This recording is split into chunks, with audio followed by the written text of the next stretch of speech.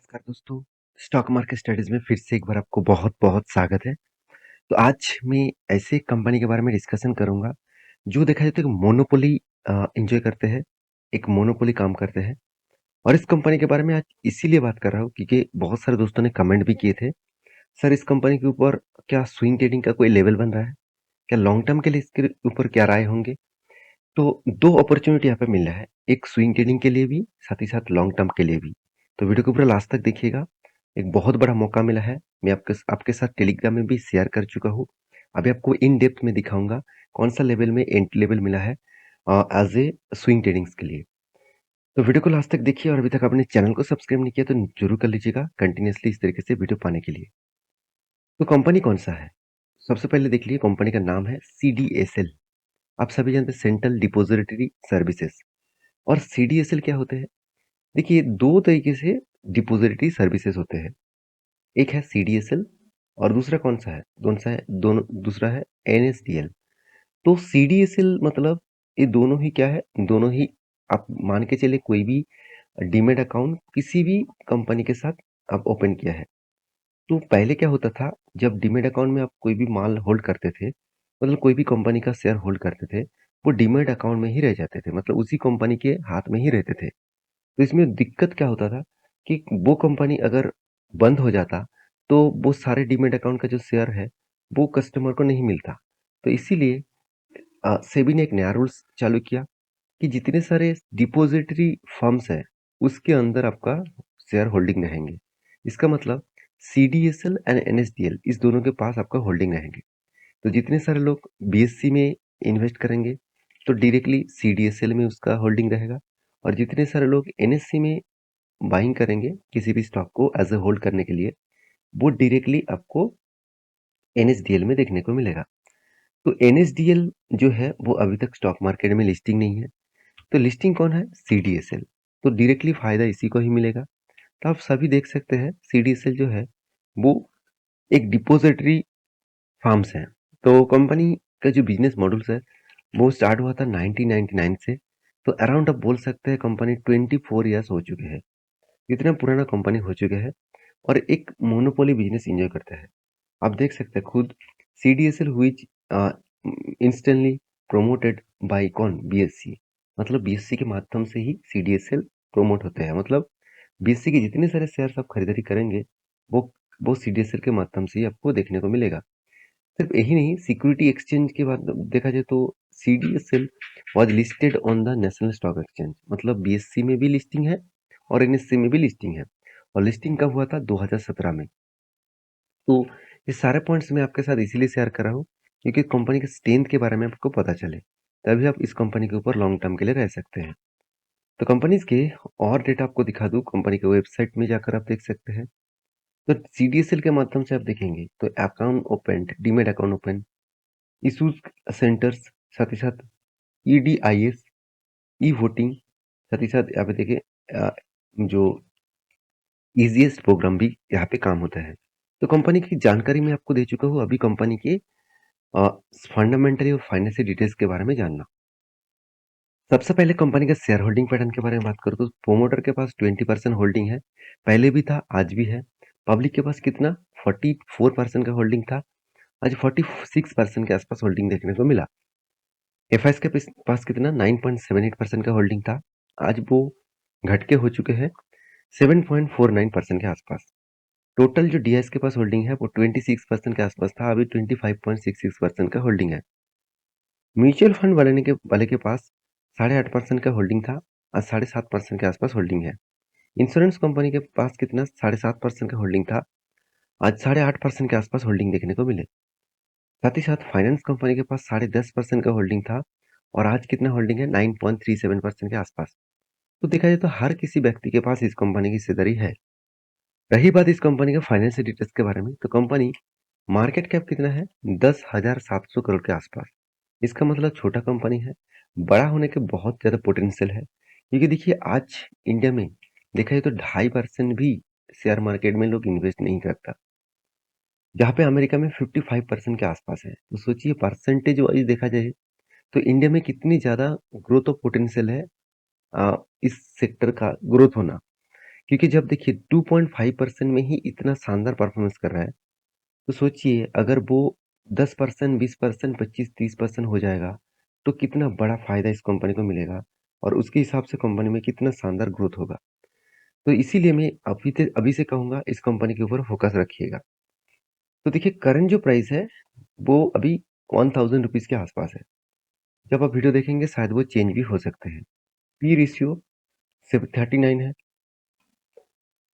आप देखेंगे तो बुक वैल्यू कंपनी के प्राइस से बहुत कम है और कंपनी का देखिए return of equity, return of capital employed बहुत शानदार है। तो जो पी रेशियो है, वो इंडस्ट्रीज पी रेशियो से थोड़ा-सा ज़्यादा है, तो वैल्यूएशन ज़्यादा होने के कारण स्टॉक के ऊपर प्रेशर भी देखने को मिला।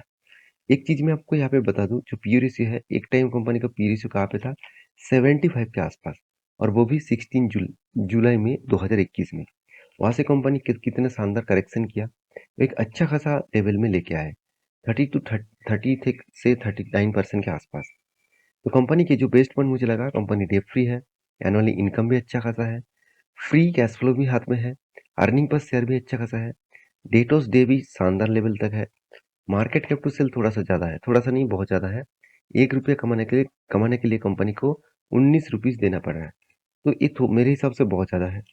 पैग रेशियो 1.79 है। इसका मतलब कंपनी का जो पैग रेशियो है वो वैल्यूएशन के हिसाब से ज़्यादा देखने को मिला।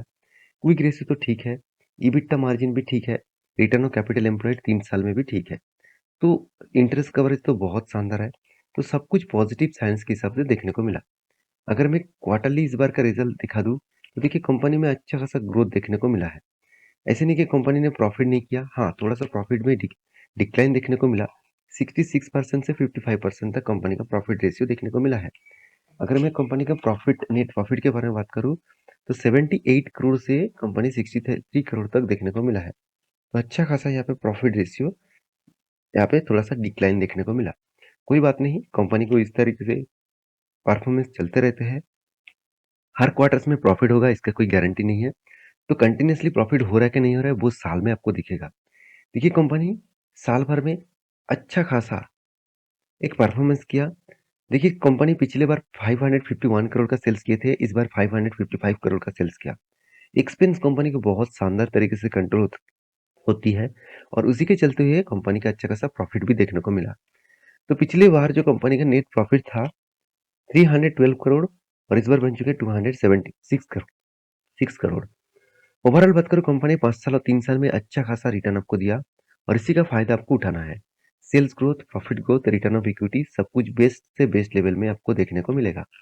मुझे जो सबसे अच्छा लगा कंपनी का रिजर्व। एक टाइम कंपनी को 200 करोड़ के आसपास रिजर्व था। आज वो बढ़ते-बढ़ते कंपनी का 1000 करोड़ से भी ज़्यादा रिजर्व बन चुके हैं। कंपनी के पास कोई भी बोरिंग नहीं है। सिर्फ इस बार कंपनी ने थोड़ा-सा कर्जा लिया और एकदम ना के बराबर है। कंपनी का फिक्स एसेट भी देखिए लगातार-लगातार बढ़ते जा रहा है। कंपनी का एक एक टाइम फिक्स एसेट था 6 करोड़ के आसपास। आज 126 करोड़ के आसपास कंपनी का रिजर्व बन चुके हैं। उसके साथ मुझे जो बेस्ट पॉइंट लगा, जिसके कारण मैं स्विंग ट्रेडिंग्स के लिए एंट्री ले चुका हूँ, उसके कारण है CWIP, मतलब वर्किंग कैपिटल जो प्रोसेसिंग है, वो 173 करोड़, मतलब कुछ प्रोसेसिंग अभी भी बिज़नेस में चल रहा है। जो प्रोसेसिंग खत्म हो जाएगा तो कंपनी का रिजर्व और भी बढ़ जाएगा। तो एक बिग पॉजिटिव साइंस है मेरे हिसाब से। तो इस कंपनी के ऊपर ज़रूर फोकस रखिएगा। और रही बात कंपनी की फिक्स एसेट परचेज का, इस बार सबसे ज़्यादा एसेट परचेज किया गया, करीबन 200 करोड़ से भी ज़्यादा। तो मेरे हिसाब से एक बिग पॉजिटिव साइंस है इस कंपनी के सारे पॉइंट्स में। अभी कंपनी क्या, म्यूचुअल फंड वाले के बारे में बात करूँ, देखिए हम लोग गलती कहाँ पे करते हैं, जब हम लोग को स्टॉक खरीदारी करना होता है तब हम लोग बेच देते हैं। क्योंकि देखिए उस टाइम म्यूचुअल फंड वाले वा आप देखेंगे तो जितने सारे इंस्टीट्यूशन है, वो क्या करते हैं, बाइंग करते हैं, कंटिन्यूअसली बाइंग करते जा रहे हैं और वो भी हाई वॉल्यूम के साथ। आप ध्यान से देखेंगे तो मई मंथ में कंटिन्यूअसली बाइंग बाइंग किए गए, कंटिन्यूअसली और लगातार लगातार बाइंग किया गया। अप्रैल मंथ में उतना बाइंग नहीं हुआ, सेलिंग कुछ टाइम में ज़्यादा हुआ है, मगर मई मंथ में देखिए कोई भी सेलिंग नहीं है, कंटिन्यूअसली बाइंग है। हाँ, कुछ छोटा सा सेलिंग है, बाकी कंटिन्यूअसली कंपनी के ऊपर बाइंग है। इसका मतलब है कि कंपनी के ऊपर स्ट्रेंथ जो है अपकमिंग सीजन में अच्छा खासा देखने को मिलेगा। अभी जो मेन इंपॉर्टेंस पॉइंट है वो है चार्ट पैटर्न। ध्यान दीजिएगा इस चार्ट पैटर्न को। मैं आपको चार्ट पैटर्न के पूरा चार्ट पैटर्न दिखा दूँ तो कंपनी कोविड के टाइम में कंपनी का प्राइस था ₹109। तो वहाँ से कंपनी बढ़ते-बढ़ते कंपनी हाई के थे कितना, ₹1800 के आसपास। इसका मतलब company around 18 times return company दे चुके थे। तो इतना बड़ा रिटर्न कंपनी देने के बाद थोड़ा-सा तो करेक्शन होगा ही।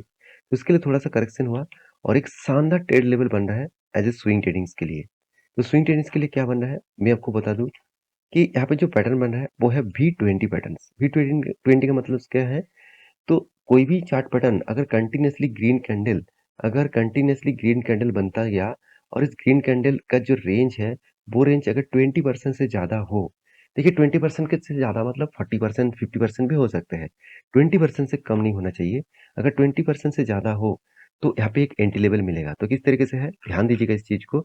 बहुत एक पेड कोर्स का इन्फॉर्मेशन मैं आपके साथ शेयर कर रहा हूँ, तो प्लीज़ इसको इग्नोर मत करिएगा, क्योंकि ये ट्रेड इस तरीके से ट्रेड आप लेंगे लेंगे तो आपको प्रॉफ़िट होगा ही होगा। तो मैं खुद इस तरीके से ट्रेड लेता हूँ और मुझे अच्छा खासा प्रॉफ़िट भी होता है। देखिए यहाँ पे ट्रेड बना, क्योंकि देखिए यहाँ पे कंटिन्यूअसली ये जो डेट कौन-सा है, फ़रवरी, मई 2020 सॉरी 27 फ़रवरी में और सॉरी अ, फ्राइडे का दिन 27 मई मंथ में 2022 में ट्रेड आया था। ट्रेड आया था मतलब यहाँ पे कैंडल स्टार्ट हुआ और क्लोजिंग देखिए, यहाँ पे जो क्लोजिंग हुआ वो टोटल 22% के ऊपर। इसका मतलब एक रेंज बाउंड मैं कर चुका हूँ। इस रेंज के अंदर आपको ट्रेड लेना है। ट्रेड कैसे लेंगे? कोई भी जगह पे अगर टच करता है तो यहाँ पे एंट्री ले लेना। नो स्टॉप लॉस, यहाँ पे कोई भी स्टॉप लॉस नहीं रहेगा।